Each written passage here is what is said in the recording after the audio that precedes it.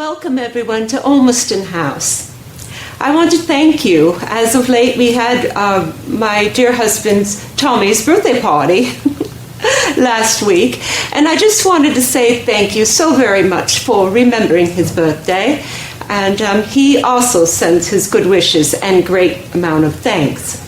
I'm here at Olmsted House. Uncle William is away for a few days with Lady Perry.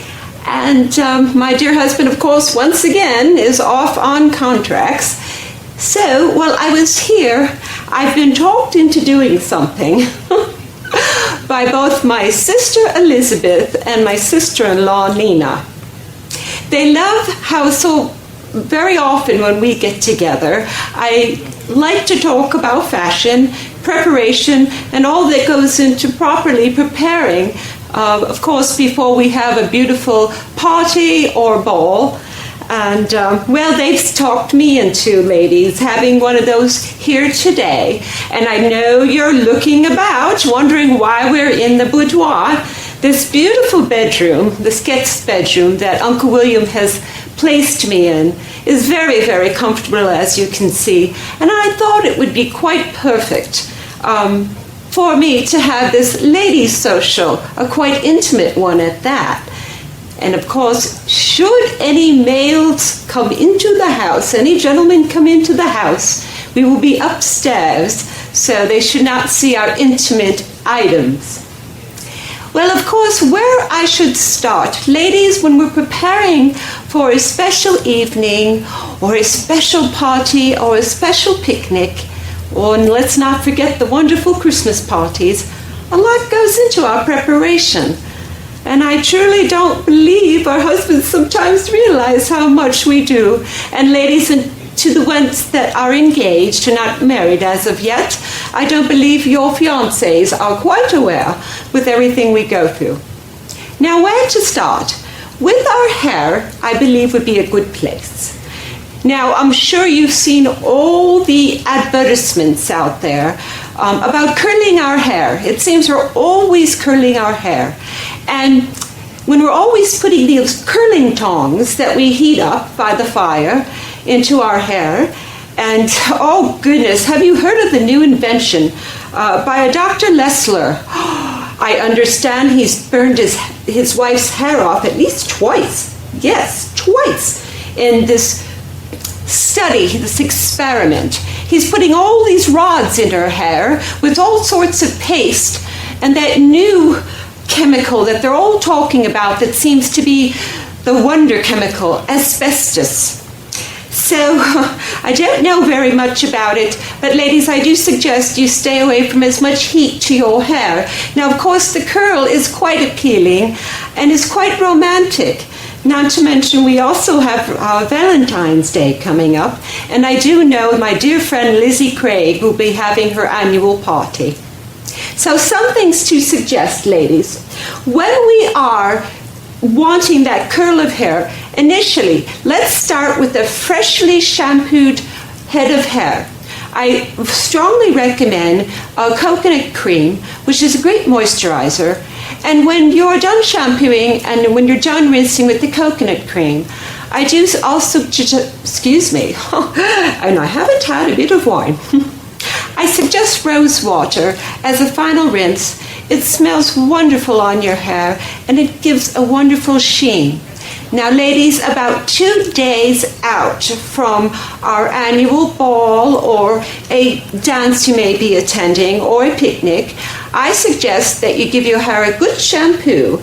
And if you can, by yourself, of course, you know me, the rebel, I do as much as I can for myself, and I best try not to bother Miss Doyle or Miss Lee if it's at all possible. Have your hair braided in 2 sections, the upper part of your hair and the lower part. Braid very tightly, and this is after a fresh shampoo with the rose water. Now the ends can be tricky. Of course, ladies, most of us, we always wait till the hair is dry after we've unbraided our hair, and we have straight ends if we're not born with those wonderful curls. What I suggest, ladies, is that you take a piece or a scrap of your cotton lawn, and ladies, we all have it about the house. And I suggest you cut the cotton lawn into strips, nice long strips. And you'll take each piece, each strip, and you will section those two sections of your hair, those two braids, and you will wrap the ends around this cloth, around the cotton lawn. Make sure it's very, very clean to start. And each time that you need new strips, make sure you hand wash the other ones. And you'll roll your hair around the strips and let it set for the next day. Perhaps you don't have anything to be at, you may not have any appointments the following day, and you're just waiting for the dance or whatever wonderful ball that your husband might be taking to, or your fiancé. So leave your braids and your curls in. Now, while your hair is setting, I always believe that making yourself feel most comfortable with plenty of rest is so very important. Amethyst is my favorite stone, as it is Tommy's, and it always reminds me of also something else that has that color to it, and that is lavender. Oh, ladies, it is quite relaxing, is it not? I suggest that the day before or the morning of the dance or the evening social, I suggest that you, now not all of us have running water as of yet in our Louvre, but for the ladies that have different, other than running water, I suggest that you have your washstand and you have it filled with a nice warm pitcher of water. And I suggest in the pitcher you take, once again, our cotton lawn, and you can also take a netting, the actual netting that a very fine netting that we use in our hats to bring our hats up and come over our faces just a bit. Place the lavender seeds right there in the cotton lawn.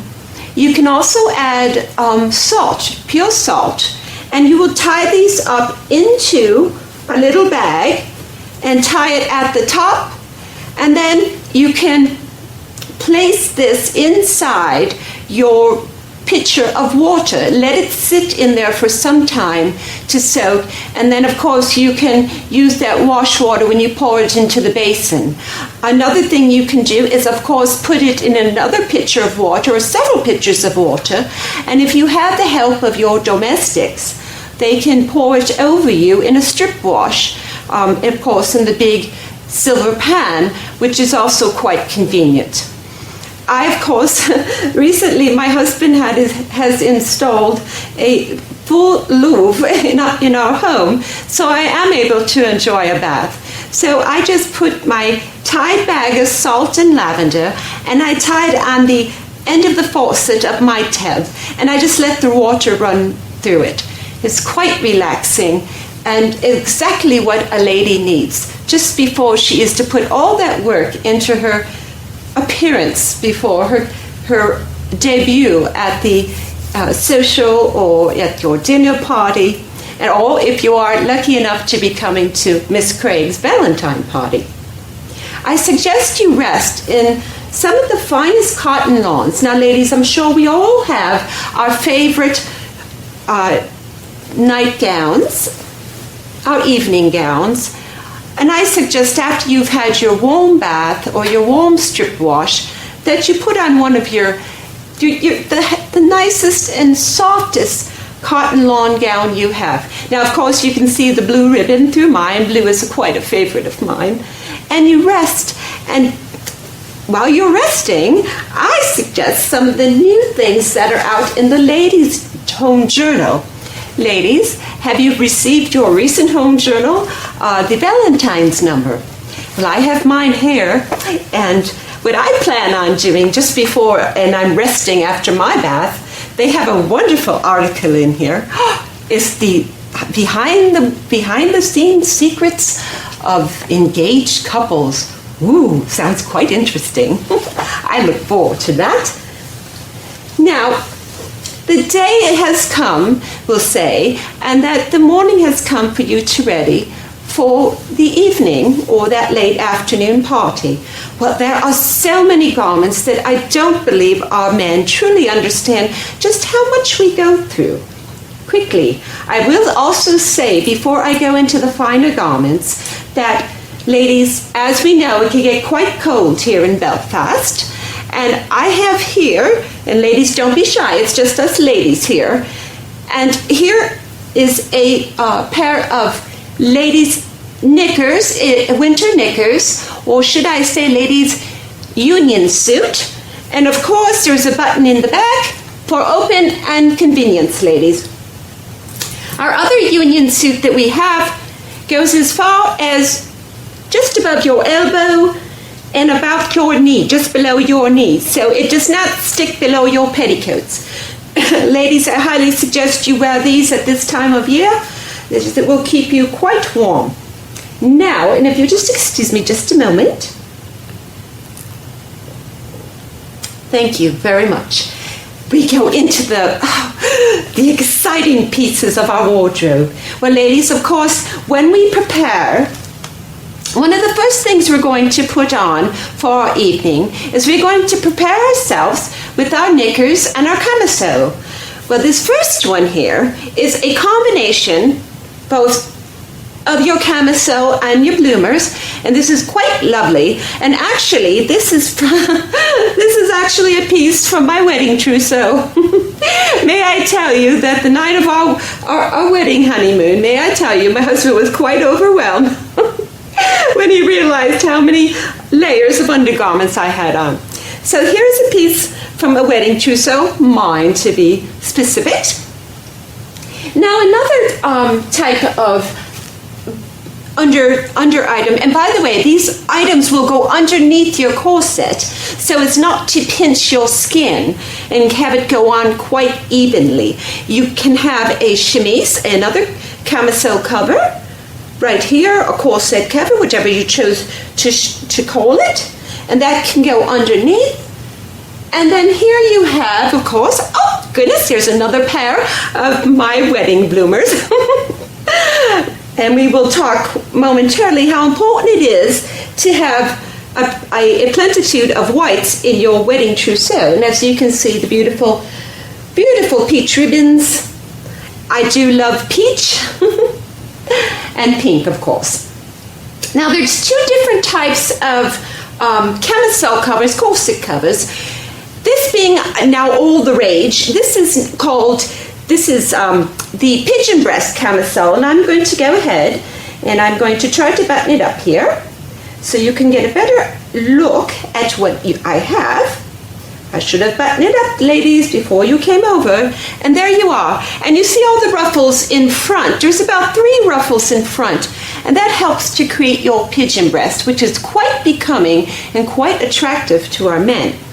So this would go over your corset, as well your princess slip. Now ladies, you can wear your princess slip as I have here, and I have on my sewing form the princess slip underneath the corset, once again to protect your skin from pinching and keep yourself from having too much.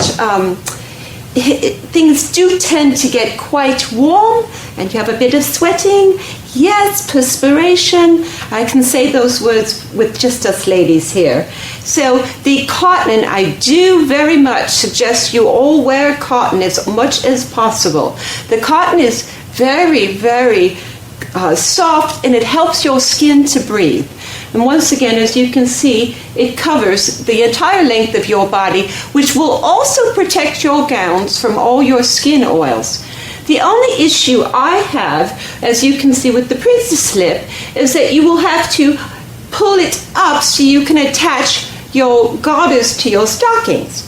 Well, let's talk about the garters and the stockings. That is another issue all on its own. Ladies, for all your afternoon teas and evening socials, the silk stocking is the most proper to be worn. When you go into more of a very elegant, formal evening, ladies, you will wear a silk stocking with a bit of embroidery that will go up just beyond your ankle. And it's quite becoming because now, ladies, it is acceptable for us to have our ankles showing a bit when we move our petticoats around and wrestle them about to attract our men. So that is quite all right. Although during the day and in the colder months, once again, with your union suits, cotton stockings are suggested. Now, I wanted to get to petticoats. Ladies, I've often been asked so many times when we get together at the teas how many petticoats I do wear. I suggest at least 2. You have right here would be your sub-petticoat, which is once again full cotton lawn with a drawstring. And this would be your base petticoat. And this would go over your princess slip and your bloomers, your chemise, and your camisole. Now, over that, if it is an afternoon tea or an evening social, or like Miss Craig's Valentine's dance coming up, you will wear something like this. And of course, I suggest all the lace. So ladies, when we rustle about, all our lace can be heard and seen by our gentlemen. Now, another petticoat, and you're saying the black. You've noticed as of late, the black taffeta petticoat is quite popular. I suggest this petticoat for the evening, excuse me, as well as under our walking skirts, our black walking skirts. It's the perfect foundation to fill out your skirt. So this is your black taffeta petticoat, and this one actually has a bit of a train on it. Quite beautiful. I did receive this in my wedding trousseau, and I've only had to wear it as of twice so far. Just a beautiful, beautiful piece. Now, ladies, we were always, I'm sure, being told by our mothers to prepare our trousseau constantly for the day we get married. And the most important thing in our wedding trousseau, of course, is all these garments that I've shown you, because these garments are to last you throughout your entire married life. And at a later time when we get together, ladies, and we have a bit more time, I would love to share with you my sewing thoughts and the ways I actually, believe it or not, yes, of course, you won't quite hear it, and I do give Miss Doyle most of the credit, but I do make all my own repairs. Yes, I do.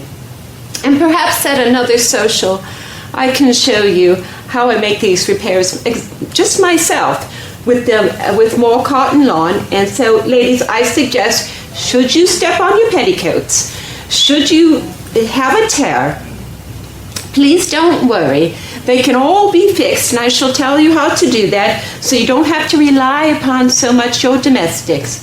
And it feels a bit more in control, as of course we all are of our homes. So I will be teaching that in future. One garment I did not want to forget. Now, this is not gentlemen's suspenders. Lady, this is the hose supporter, Foster hose supporter. And if I can stand up just quickly, and I will tell you what this does, and I shall hold it up to me.